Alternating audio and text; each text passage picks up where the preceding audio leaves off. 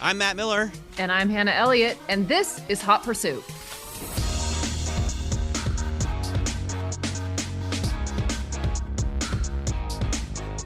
Okay, today we have a pretty fun and interesting show. I have here with me in our New York studio, Javidan, who runs Range Energy. It's a business that powers trailers of the tractor-trailer duo we all know so well, and we'll talk to him about that for a second. But I just had him on my TV show, and it was really cool because, Katie Greifeld and Shonali Bassick co-anchor my show with me, and it's all about markets. And we mostly talk about,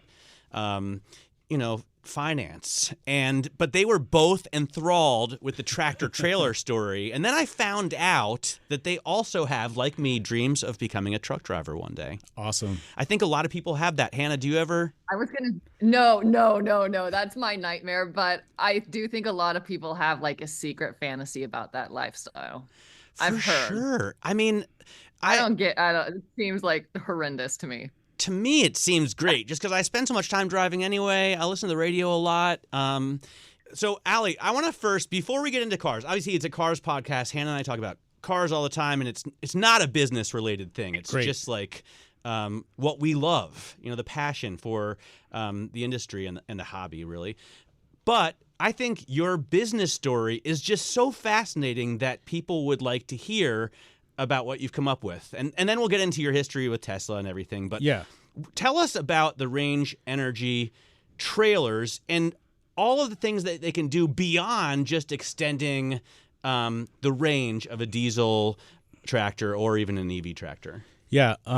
So the Range story basically actually started way back in around 2008, 2009 when I was at Tesla. And we were just kind of talking about all of these different that's a hint of how we met Hannah in the first time. Oh boy. About just all of the different things that need to be true for electrification to kind of be all over the place. And supercharger networks were one of the ideas, and this kind of thought of an electrified trailer to extend the range of one of our EVs was just kind of bounced around, and a couple of people even looked at it, and it just kind of died off. And as I started to kind of progress through my career, I came to this point to where I said I went from Tesla to Google, then from Google to Zoox, that then got acquired by Amazon. And after the acquisition at Amazon, I started to think, well, what else can I work on that'll actually have a more near-term impact on our environment than what we're hoping to have with level 5 or level 4.5 autonomy. And the commercial trucking industry kind of came up. And I started to look around and to see what the technology suite that was being developed for the trucking industry looked like, what the effectiveness could be. And I noticed that one thing was being left behind. It was the box, the trailer itself. And I'd been driving trucks and trailers literally since I was 14 years old.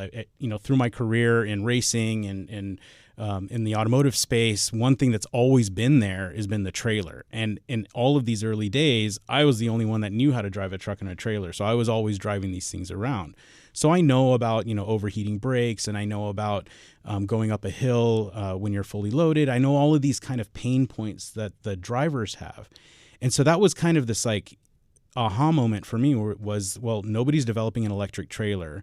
We're now at the point with things like our understanding of functional safety and other elements that are enabling the autonomous world to put robots out on the roads. Well, essentially, what we're building is a robot, and the safety driver is the tractor. And we don't care if that tractor has a human driver in it or a robot driver. We just care to follow that tractor and make the trailer feel completely weightless.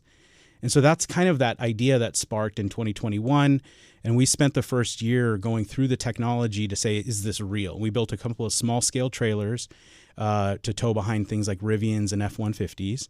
And it really worked. And so over the last couple of years, we focused on the Class 8 industry because we know the commercial space is really where this can have the biggest impact on our roadways, not only for efficiency, and the environment, but also for safety as well, because we're adding a secondary braking system here with these trailers. The idea here is to help in every single way possible. And the traction, I think, is so cool because when you're going up a hill, now you have essentially all-wheel drive for an 18-wheeler. That's right. And you've also managed to torque fill at a time when the torque is so important to That's the driver, right. right? When you're doing only 20 miles an hour and you're up a grade and shifting, it's a little scary. It's totally scary. I mean, if you're on between a 6 and an 8% grade, and there are plenty of those passes out there, the Grapevine is at a 6% grade. And if you're fully loaded going up the Grapevine in Southern California on I-5, you're lucky if you can get above 45 miles an hour in a brand new big block tractor. And you're foot to the floor and you're hoping that you're not burning out the motor or whatever. And what we did that same route with our trailer off, and we did it with it on. And with the trailer on, we were able to maintain 60% throttle and climb that mountain at 55 miles an hour. And then when we got to the backside of that mountain, we actually used the axle and regen to hold the system at bay at 55 miles an hour. Didn't have to use the friction brakes at all.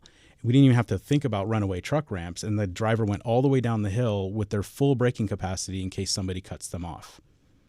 Can you just enlighten me a little bit about what exactly Range Energy provides? You're selling electrical batteries that attach to diesel trucks? No. But what's the actual service? If you think about the tractor and the trailer that's rolling on the highway, the tractor is the part that the driver sits in. It's the truck, the cab, many different names for it.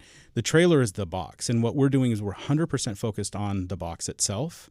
We add an e-axle, replacing one of the passive axles in that trailer.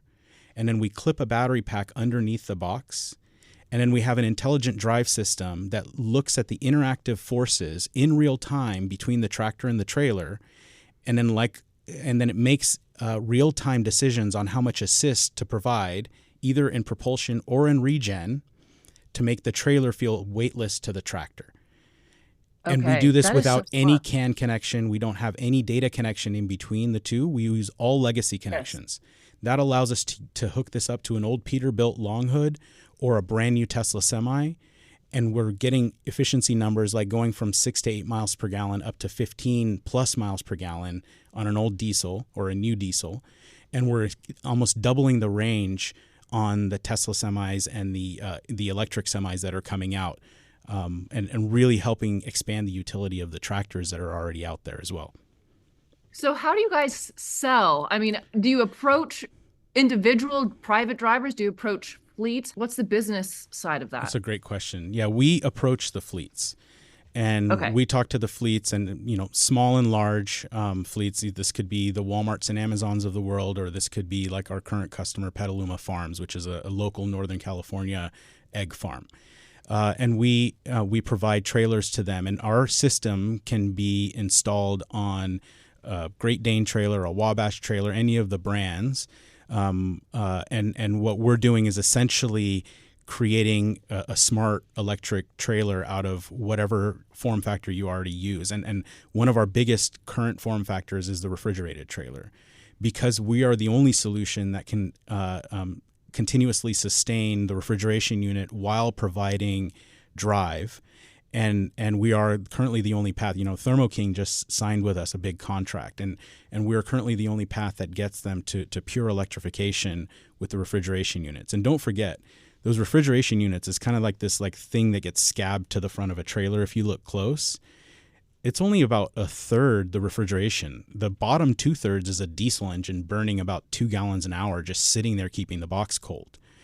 And so, and it's making noise. So you can't even do your food deliveries at night in cities because of the noise. So we kind of fix a lot of those problems with the power platform that we build into the trailer. This is why I think it's such a cool company, because when I heard about it first, when Ali was testing the Ioniq 5N with a bunch of moto journalists, I just thought, okay, it's a range extender, and range is in the name of the company. But actually, it provides extra traction, torque fill when you're changing gears. Plus, you can power whatever the trailer is doing. For example, the refrigerated trailer, instead of burning diesel, you can do that. So I thought that was very cool. By the way, you started out at Tesla, which I learned about you back then as well. And I know that you worked closely with Elon in developing a number of their early models, from the Roadster to I think the Model S. But how did you meet Hannah? All right. So the story goes. So Hannah and I I know Magnus. I'm not friends with him, but we kind of run in the same circles, and we've kind of met each other a few times. And you and I have met like in passing at like Pebble Beach and things like that. But where we first met was actually at Classic Car Club here in Manhattan. When you came to see the Model S for the first time, I was the handler for Elon. I was the engineer. Oh my goodness. And I was sitting in the back seat while you and Elon and the camera guy. Wow. So that was the first time. What year was that? Was that like 2008? 2009, 2010 timeframe? You know what? That is wild. And I remember that, I remember that because that day Elon was talking about cars being computers. Yeah. And it was the first time I had ever heard that idea. And it was just kind of weird. It was like it was a new thing. He was trying to explain how it's going to be seamless from your phone to your car to maybe your house, and like a car could be a computer of a type.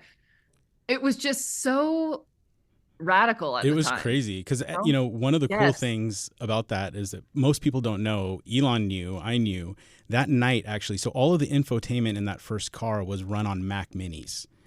And and so then you imagine the connectivity from your Mac Mini to things like your iPhone and or your phone and your laptop and all of that stuff. And that's where that thinking started to come, where this should be a completely seamless experience. And don't forget, like, whatever we say about Elon and especially in the context with Franz and other designers that he works with, the obsession is the experience. It's not about some specific piece of technology.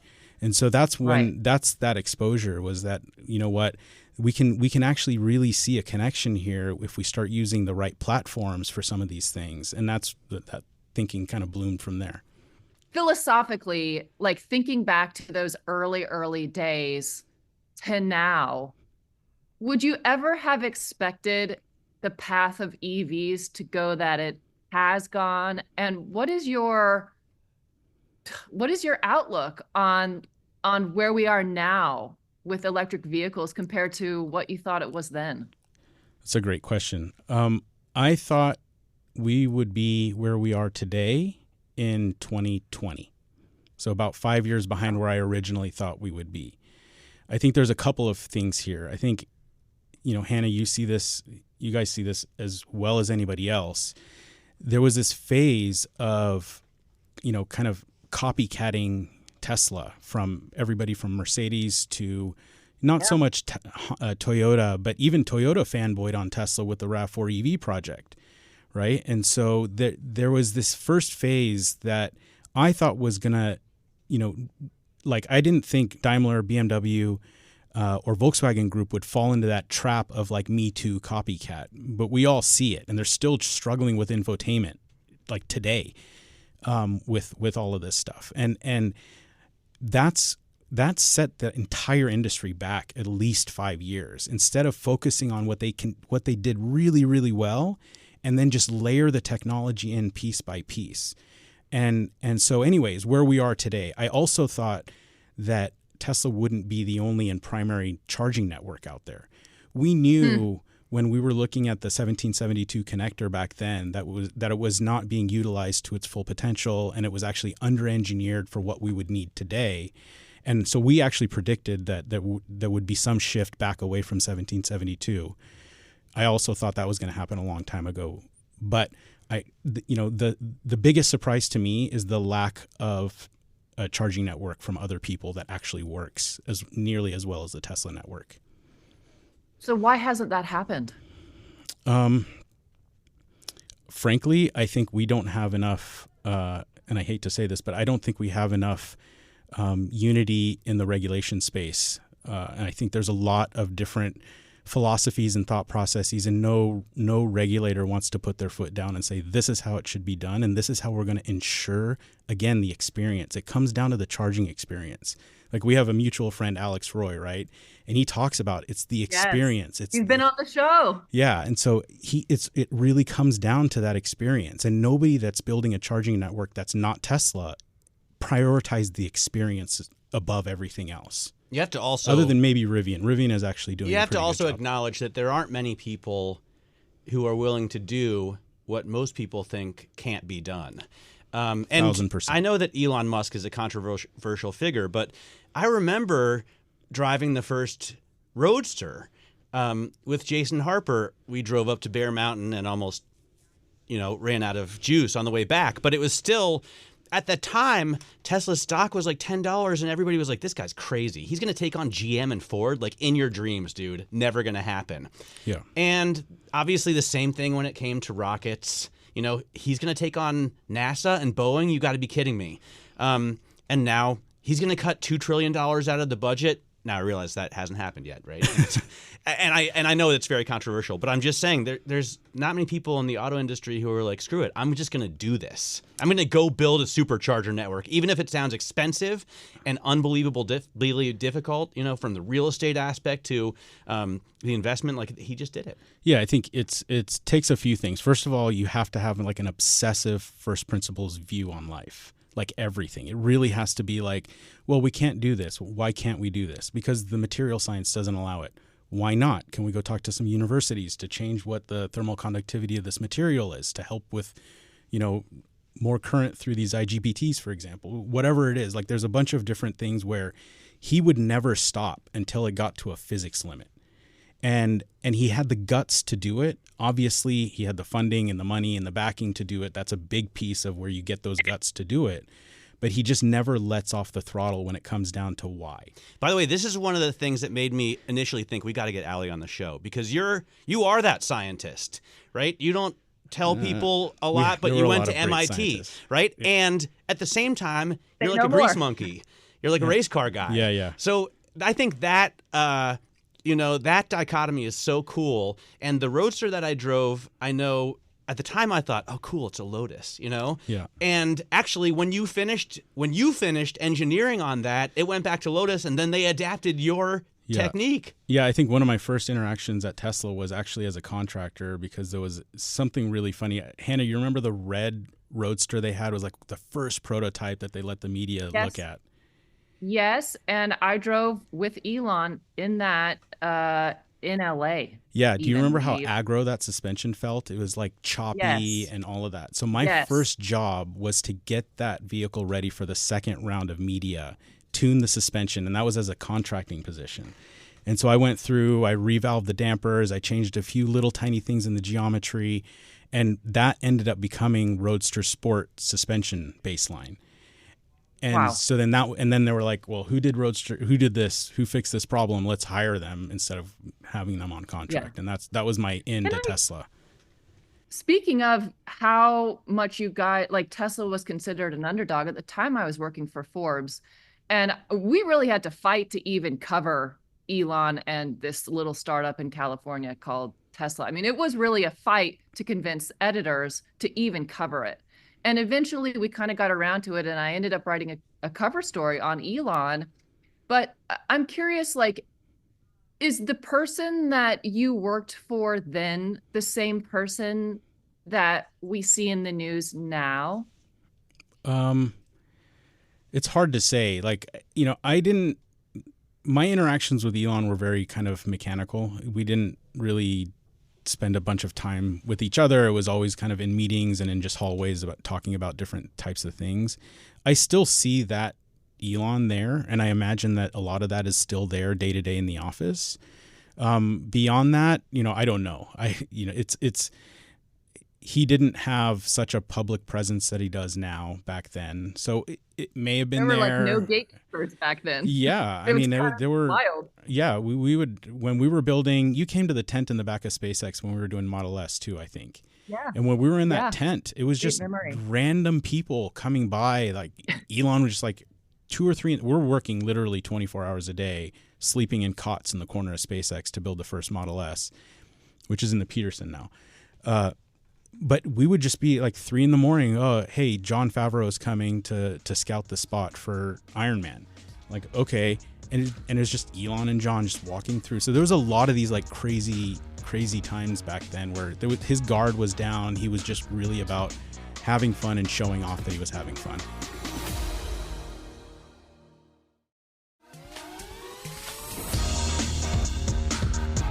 All right, let's talk about the cars that you like and drive. And you mentioned that you sometimes would drive the truck around because you're towing race cars. And I know that You spent a lot of time on the track beyond the Ioniq 5N. Yeah. How did you get started in that? I mean, was it just the suspension, the the technology that got you interested, or what was it? I was always obsessed with cars. Like since I was a little kid and I found my first little pile of Hot Wheels in a dumpster, I was like, yes, I was so happy because we were an immigrant family. We didn't have any money to buy stuff like that. And so I just it was from there that I just never let off the throttle, I guess. Sorry for the pun. Yeah. In college, I studied civil engineering. I got bored with that, went into mechanical engineering. And as I joined the mechanical engineering team, I noticed that they had a race car project, and that was Formula SAE. So I immediately dove into that, and I ended up running the SAE program at the school, and just racing just kind of got into my blood. And as I graduated, I went and worked for a suspension company that built a bunch of suspensions for BMW and race cars and a bunch of other stuff. And I got into touring car, North American touring car, with speed touring and NASA and a bunch of SCCA racing. I did that for a while as a race engineer, all the while like thinking I could be a fast driver and all of this. But I really just kind of was yet to discover that my true passion was building the cars and then watching a really good driver going out and extracting the most out of it. And then I just kept going into racing and I would move up to different series and I was running different racing teams for Dynan, for BMW, for a bunch of different teams. And it got to the point to where I had to move out of California. It was either go to North Carolina or go to Europe, to England and be on an F1 team. And I just said, you know what, it's maybe time for a career change. I kind of want to settle down. And I looked for something that wasn't so much traveling. And I took a really basic tech job. And right after that is when I found Tesla. And I was sitting at a boring tech job. Somebody called and said, hey, you're the closest engineer to us that knows suspension in Redwood City. Can you please come and fix this project or problem that we have?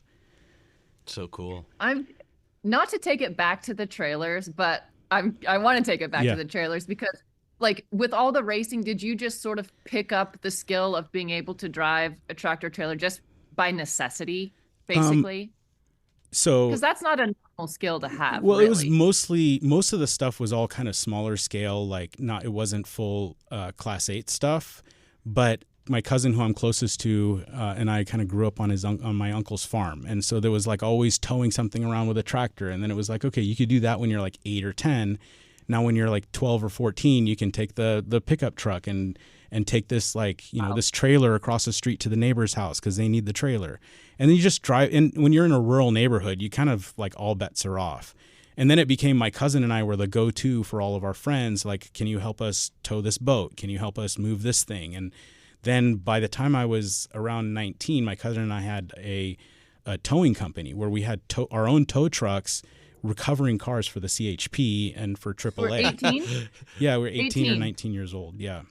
So for all of the people who have the fantasy about being a truck driver, what do you want to tell them is like the one thing that's going to be really a surprise and a lot harder than they may expect? So is there something? Yeah. First, I will preface all of this by making sure that everybody understands I'm not claiming to be a big, multi-million mile Class 8 truck driver. I have an incredible amount of empathy for those folks, and they are some of the hardest working folks in the entire country. And you work with a lot of them, and we work with a lot of them. We employ them. We love them. And everything that we're built, like we actually have a tagline that says our innovation is driven by empathy, and that's empathy for the driver. Oh, so we actually start by building a system that gives the driver the most comfortable and safe driving experience possible. And then we look at how we can extract efficiency numbers from that. And that's where we get these drivers flocking to us and saying, oh my gosh, please don't take this trailer away from us. My old Peterbilt feels like a brand new Tesla Semi. I love it. So I just learned when I was talking to you earlier in the green room about the lack of a torque converter. I had no idea that the transmission was so different in a big rig. Well, you have a ton of torque that's either coming out of the motor or needs to be reacted on by the weight of the whole system.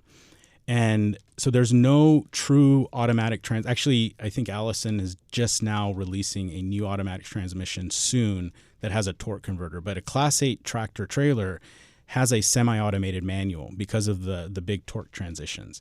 And so what that means is that if you're on a 8% grade with a full load, you can't get above 14 to 18 miles an hour because you can't tolerate the time that it takes to shift. And it's always monitoring torque, and it doesn't want to blow the transmission up, and it doesn't want to burn the clutches out. So it's in this kind of perpetual back between first and second or second and third gear. What we do is we sense, because we can kinematically, again, first principles thinking, we can sense the interactive forces, and we categorize that, this the tractor is trying to shift. So now we do our torque fill algorithm.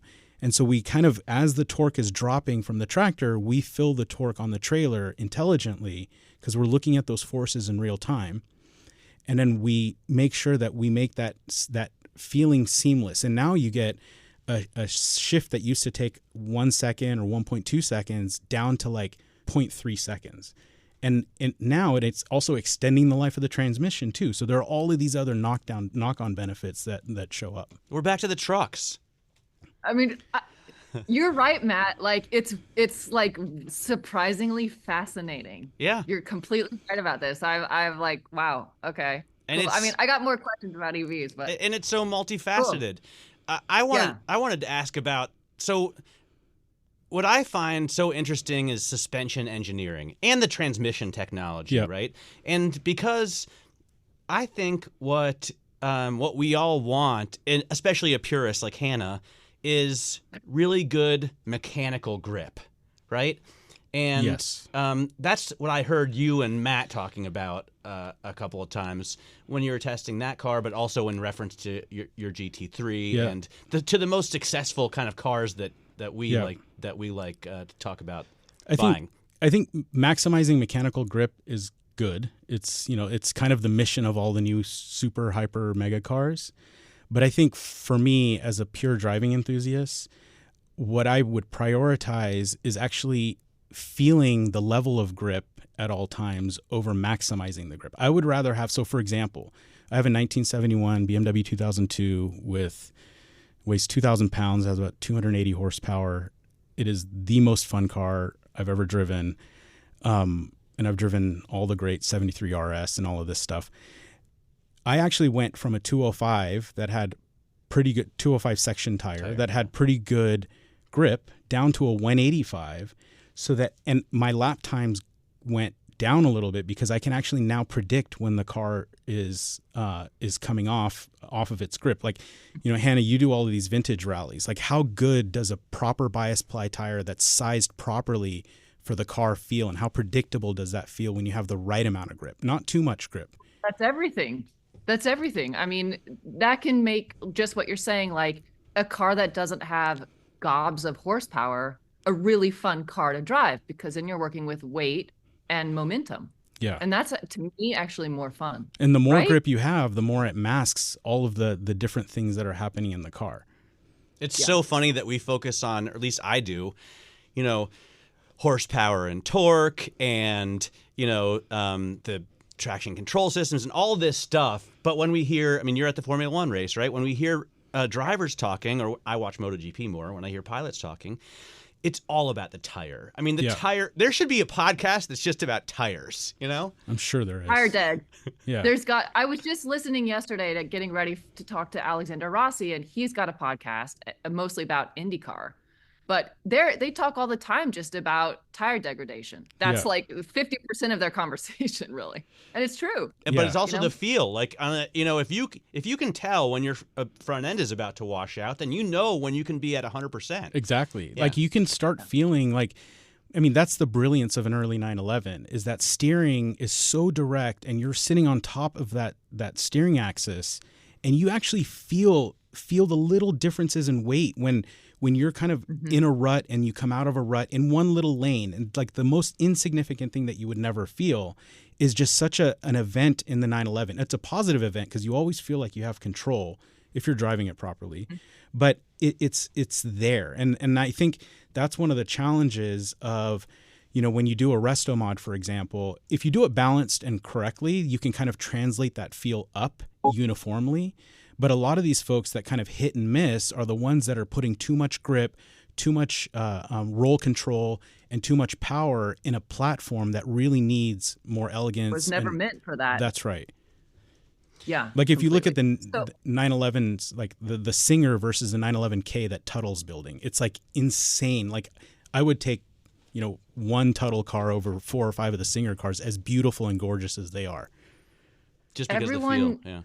I've never driven a Tuttle car, but like the seriously serious 911 guys are all about Tuttle. Forget any marketing. They don't need to market. Like Richard that is legit. complete. That's for sure. I mean, I have to ask, Ollie, you really sort of saddle two worlds between the EVs, but then also like we're talking about classic cars and air-cooled Porsches. That juxtaposition is so interesting, right? I mean, yeah, can the two exist happily together, sustainably, forever in the future? And are you optimistic about EVs when all we hear about, and I admit I'm part of the media writing these stories, but that EV sales are going down? Yeah, I think I'm still very optimistic about EVs. I think EV sales are going down because we have market saturation plus a little bit of ambiguity of what the next phase of EVs are going to look like. Volkswagen and is no good charging network for everybody. And what's the charging network going to be to support what I'm building? So I think, for me, the way I balance this is I love all of my environmentalist friends, but I will never give up my old cars. But they're used in context, right? And my commuter is a Rivian, and I love my truck. And I could never imagine driving another truck now that I've had this Rivian. And so I think if we contextualize these tools, then there's plenty of room for, I actually envision an amazing world where we could go drive up in the LA canyons and we have no commuters up there because they're down in the, taking the express lanes in their EV only highway. Great. Right? Great scenario. I love that idea. So imagine a world like that. And I actually think is that where the Angeles crest is? Yeah. Yeah. I think at the end of the day, we have to make room for both. We have to. Otherwise, otherwise nobody's going to win and nobody's going to give in. It's just so interesting that so you are at the same time someone who loves and appreciates, you champion the analog sort of feel of, the pure experience, and as a technology innovator, you're like pushing the envelope of the future. So you're like, you've got one hand. I'm trying to offset all my old cars. But is there like a technological innovation that you absolutely love and would want to put on your BMW 2002? Yeah, I mean, I'm actually going through a full teardown and rebuild to put a modern CAN bus 12-volt backbone in the 2002 so that when I'm gone, my kids can know how to service it and deal with it with whatever future tools the mechanics are going to have. So I think that there's some room for modernization in a lot of these new restorations that are out there. But I also think that there's some room for electrification in some of these restorations as well. I personally don't think a 911 is the right car to electrify.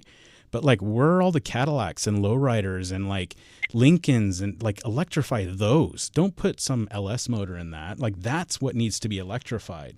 Electrify some of these old trucks that are driving around that are just kind of like showpieces. Like, those are the things that we should start thinking about electrifying as resto mods. And I think, again, there's room for all of it. We just can't look at it as kind of an absolute. And I would love to have an old electric Bentley or an old Rolls Royce that's been converted to electric and just works every single time. But I wouldn't want an old electric Mira. Forget that. Yeah. Would you electrify a roller, Hannah? Never. No. I mean, I can support your viewpoint, but for myself, no, I would never. No. I wouldn't do it to a Bentley or a Rolls Royce either. Don't worry.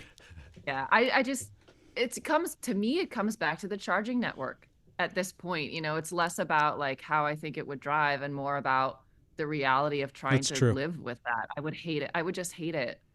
I get a lot of stress trying to charge in LA even. That reminds me of one thing that I've been wanting to ask you. I spent the last week driving a GMC Sierra EV. And I think it's a great use case for electric vehicle. Like, it's the truck is so big, I can fit my 2 daughters' car seats in the back, and we can fit the strollers in the bed. Obviously, for a family vehicle, I think everyone now understands that a pickup truck is a fantastic solution. Sure. And the EV propulsion system means it's not as herky-jerky. It's very smooth and quiet.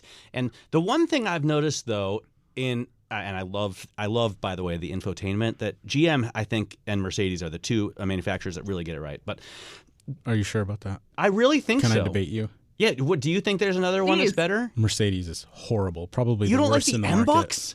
market. Oh, we love it. I love Mercedes. I am a die-hard Mercedes-Benz. I think the 300 SL is the greatest car ever made. What's the problem with the M-Bucks? I think so. We just bought a GLE 63S. We got lemon lawed a year ago, and then we went after the lemon law. We went to go buy a new one, and they went from the push buttons to the capacitive touch. And then I started to spend more time with the new version of MBUX. And before this, I had an S550 or a 580, 60, whatever S-Class with that same infotainment. It was frustrating the number of redundancies that they had for interactions in the vehicle, where you just started to get confused about what interaction should I prioritize over the other. And in fact, I don't want redundancy. I want this to do something different. And so there was redundancy, but no flexibility in the infotainment layout. In addition to that, it's frankly just too much. It's too distracting, at least for me. And I think, like, for example, if you look at the previous generation G-Wagon, where it's relatively simple, there's a screen there. Yeah, the old M-Bucks. I think that hit it well. Like, for me, this kind of 2015 and through 2020 timeframe, 2019 kind of was the sweet spot, and they've gone a little bit too far on the current model. And that's literally why I don't have an S-Class right now. It's because I don't want to buy that infotainment system. The thing with the redundancies is I can see your point, but to my mind, it's like, oh, there are different ways to get to the same spot, which is, to me, more convenient. Sure. Like, I don't have to go through only one. There's not only just one channel to get to whatever I want to do. I can find it a couple ways. There's this philosophy called paradox of choice, where when you're under pressure, there's a bunch of different elements to paradox of choice, but you don't want to hand the customer too many options. And the reason that I'm confident in saying what I am is because then I went out and bought a Cayenne, the new Cayenne, which is a little bit more sparse, and it does have a little bit of redundancies, but it's straight and to the point. The buttons do what the buttons need to do. The capacitive touch is there for the more deep interactions, and they've layered those interactions in such a way that do not distract you from the point of driving to drive. I do think also, especially for an S-Class, like on a 911, I sort of want the volume control on the steering wheel as well as the knob, right? But on the S-Class, it can just be the knob. I don't need the steering wheel volume control. I think it should be on both. Well, but I also think that, like, these little elements, like, for example, one of the things that we learned in the early days of Tesla was that different manufacturers will put the volume on the different side of the steering wheel. And, like, why does Mercedes put the volume on the right side when there's another knob in the center console and sometimes a knob on the dash? It should be on the left side when you're one hand driving with your arm on the windowsill, and your other arm is, whatever, holding your partner's hand or whatever you're doing. You want to have the volume kind of, so you want to distribute that interaction so that you always have a way. Like, if you have a soda in one hand and you want to turn the volume up on the radio, like, what are you going to do? If it's in your right hand, you can't do it. Ali, are you right-handed or left-handed? Left-handed. Me too. See, the best people are. Okay, so a counterpoint to this, though, I think you want a left-handed roller button because you're left-handed. Because for me, one of my favorite little inventions ever is the right-handed on steering wheel volume control in a Mercedes Ah. because I don't have to take my hand off the wheel. I mean, I don't know about you, but I'm 9 and 3 all the time. I never remove my hands from the Yeah. wheel. Right? Okay. Wink, But wink, wink. but yeah, Um, I just see it as an efficiency thing where you can play with the volume with either hand. sure. But Said like maybe I'm biased. I just want to quickly interject that Dodge has the best system with the knobs behind the steering wheel for channel changing and volume. Anyway, we could debate this forever. I wanted to ask you an NVH question, which is I've discovered in the GMC Sierra EV that I'm driving, it was also the same in the GMC Hummer EV, and the F-150 Lightning, that I hear a lot more cabin noise and kind of rattles and squeaks of the headliner and all that stuff in these big electric trucks than I ever have in a gas truck or a diesel truck. And it just made me wonder, does the motor drown out somehow the sounds of the car in a way that the EV doesn't? Is that a problem that maybe Tesla worked on? Or I think it's a compounding problem. So there's what you said. So you have an engine in there, no matter how smooth it is. When it's under torque, it's vibrating and it's making some noises and things like that. Above about 30 to 40 miles an hour, unless you have like a real performance car,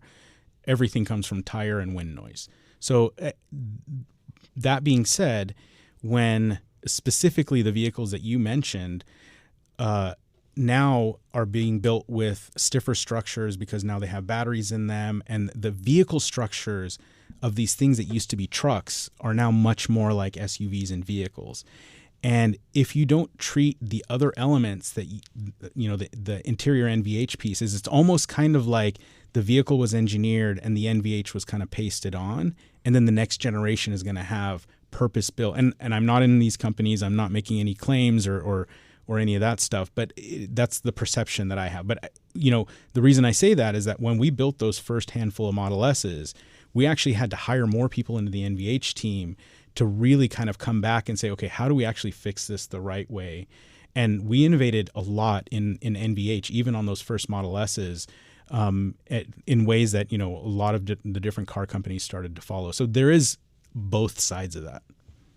Can I just jump in and say, for anyone who doesn't know, NVH is noise, vibration, and harshness. Basically, whatever noise comes in through the car, through the engines, tailpipes, road noise, brake squeal, interior rattles, anything. all of that. And in the EV, obviously, there's no underlying engine sound to mask anything. So it's very quiet. I, of course, put the fake sound on in any EV where I have the option. And I usually love it. And this is a thing, Hannah thinks I'm ridiculous.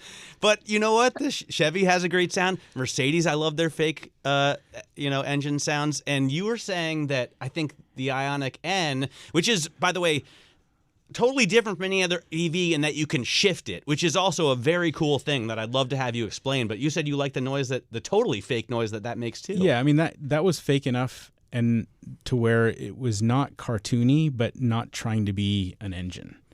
The Ioniq 5N was a really cool experience. The thing that we always say, a lot of people talk about the kind of the simulated shifting or the fake shifting. It's actually not that. It's actually simulated torque and power curve then that you can then shift through. And so that's the real key element here, is that when you're on the track or even driving in the canyons or whatever with an Ioniq 5N, even in traffic, you actually feel that torque and power curve rise and then drop back down. And then your natural intuition is, I need to shift. And it almost just comes as like second nature in that vehicle. And it's not because of the noise, not because of your ability to interrupt torque with a shift lever, but it's because it's following a very, very specific torque and power curve.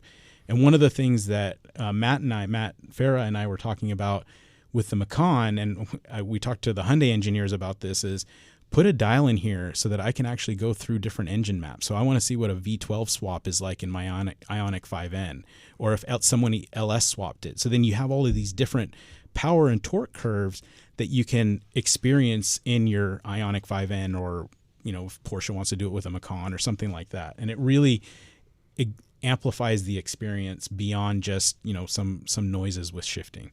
Fun. All right, dude. Let me just get your favorite cars, and then we'll go. Okay.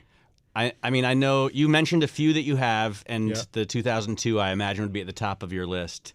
Personally, yeah. But you have a GT3, or you had a GT3 as well? And Yeah, I had a 991 GT3, sold that, and then bought a car that had back seats, which was a 991.2 Targa GTS in mint green. And did you like the Targa better? Because I feel like for NVH, the GT3 is like too much for a daily.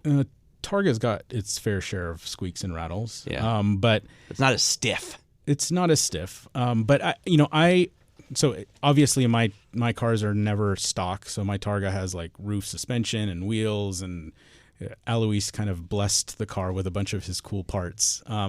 But the reason I like that Targa is there's a bunch of history with Targa tops and Porsche, and I really, really love the history of Porsche. I love the history of BMW, which is a whole different subject. But the Targa was always something really special to me, and the first Porsche that I really fell in love with was a 964 Targa in mint green. When I saw that as a kid, and then you see all the cup cars and all the fun colors, the 964 cup cars back in the 90s, I was like, oh my God, now I love Porsche. And so then I literally was in the middle of the pandemic on my birthday scrolling, and I was on P Car Market, and I said, oh, look at this, mint green manual 991.2 Targa with 0 miles on it on this auction site, and it closes on my birthday today. Click. Done. And so I bought it. I was like, I looked at my wife at the time, and I was like, hey, I'm buying this. And she said, are you okay? And so anyways, I bought that car. I love that car. So anyways, that's the car I put the most number of miles on. It's got over 40,000 miles now in 3 years. I've driven it up to Jasper and Banff and back a couple of times. And Banff? Canada? Yeah. From LA? From the Bay Area, San Jose. Wow. Yeah. That's impressive. I drive that car a lot. That's great. As Magnus says, dirt don't slow you down. And then my other car is my 1971 BMW 2002 that I've had since 97. It was my college cheap beater for $500, and it's been rebuilt a couple of times, and then it ended up being in the BMW museum in Spartanburg, and it won a bunch of events during Pebble Beach Car Week when I finished it. So that's kind of my favorite car ever. Now, the car that's missing from my collection is an early 911. And I would say for me, the ultimate early 911 is a 73 RS. And then second place is a 964 Carrera RS. And both of those are kind of on my radar right now. Whichever one I find, there's a lot of 73 RSs out there, but I kind of really want a 964 RS the most. I'm with you. We wish you well on your hunt. You'll have to come back and tell us when you find one. Oh, yeah. Or when you find the one for you. Well, we do one of the fun things that we do at Range is we do community days for the drivers and for our partners.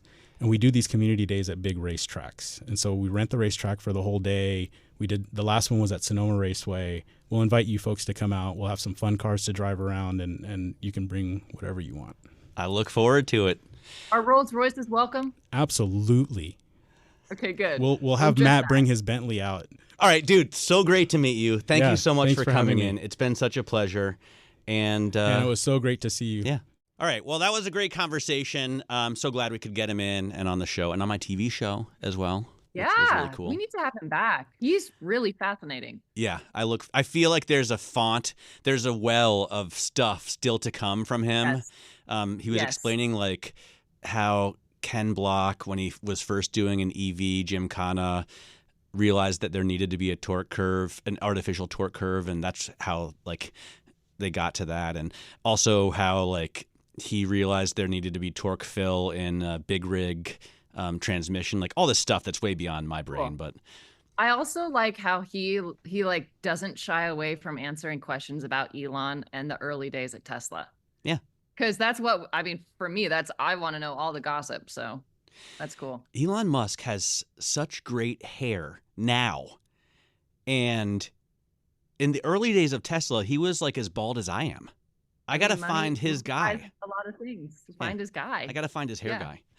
All right. Well, that does it for today's show. I had a great time. So thanks for joining me. Me too. Yeah. I still don't want to become a truck driver, but I'm interested. I think it's fascinating. I totally want to. I mean, if something were to happen to my wife and kids, your bed, it could be behind you. That's so awesome. You're driving in a cab that has a whole thing. I would love it. Just chasing that long white line.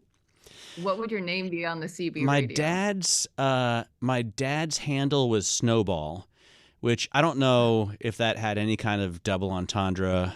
When I was a kid, I didn't really think about it, but I think I might adopt that for some reason. I like that. Inherit it. Love it. On the internet, I'm Shower Fan in any of the forums that I hang out in. No baths for you? When I was a kid, I loved to take showers. I could have spent hours in the shower. I still can. My wife yells at me all the time. Hours in the shower, the Matt Miller story. Yeah, that's my autobiography. All right, cool. We'll be back with you same time, same place next week. And as usual, shoot us any emails if you like. hotpursuit@bloomberg.net is our email address. And that's how I knew that it's not Angelique's Crest, because somebody emailed me and was like, dude, you're wrong. You know what? That is a tomato, Porsche type of thing. I don't think you should feel bad about that. If it's tomato, I have no problem. But if it's Porsche, I have an issue, because the name is Porsche. That's a family name, Porsche. I know, but I am not going to be so pedantic as to call someone out for quote unquote saying it wrong if they say Porsche, because sometimes that just flows better when you're speaking. We naturally, do you say Caribbean or Caribbean? Well, it kind of depends on what I'm saying in the flow of my conversation. True. Also, sometimes it just sounds cooler. Like when Tom Cruise says Porsche in Risky Business, I wouldn't correct him. I'm not going to correct Tom Cruise. I am pretty pedantic when it comes to language a lot of times, but not on that issue.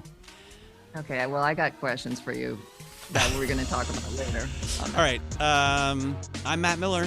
And I'm Hannah Elliott. And this is Bloomberg.